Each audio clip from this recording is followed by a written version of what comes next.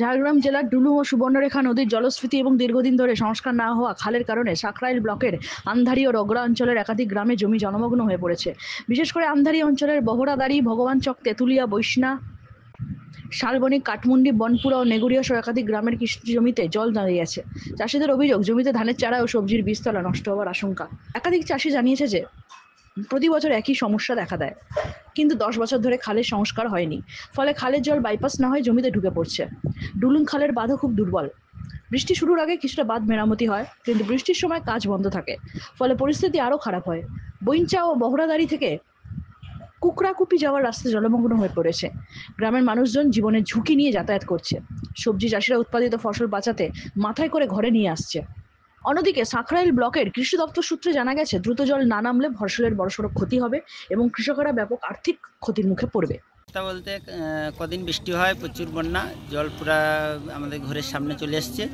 আমাদের চাষের জমিনের প্রচুর ক্ষতি হয়েছে, সেটা তো হয়েছে। তারপরে প্রথম কথা হচ্ছে, আমাদের যে ডলুং নদী আছে, ওই নদীর যে পাড় আছে, আমাদের যে ভেড়ি বাঁধ আছে, ওইটা একমাত্র কি বলবো, সে আমার 4 লাখ হতে বামফ্রন্ট যে সরকার ছিল সেই সময়ের বাঁধ, সে বাঁধে যে মাটি ফেলা হয়েছিল, তারপরে থেকে ডলুং ধাসতে ধাসতে মোটামুটি একেবারে শেষ অবস্থায় বললে হয়।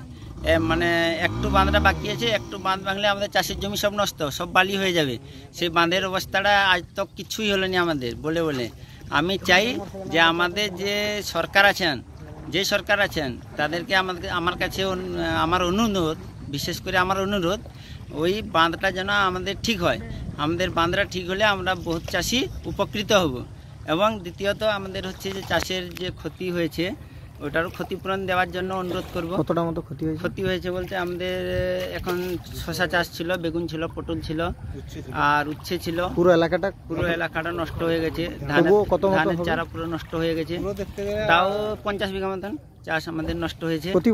প্রতি বছর বন্যা হলেই এটা আমাদের ধান তো হয়নি, ধান তো পুরা হয়নি, চলে যায়। জলের কি অবস্থা এখন? জলের অবস্থা বলতে, জল তো পুরা এখন দেখতে পাচ্ছেন যে চারদিকে প্লাবিত আছে, ভর্তি আছে। আপনাদের এলাকার যে রাস্তাগুলোতে দেখতে পাচ্ছেন সামনে কি বলে গাড়ি যাওয়ার মতন কোনো ইয়ে নেই।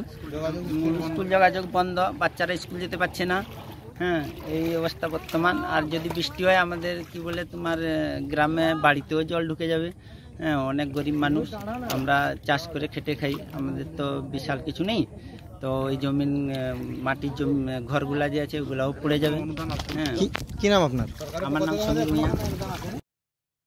ঝাড়গ্রাম থেকে নিজস্ব প্রতিনিধির রিপোর্ট, এএনএম নিউজ।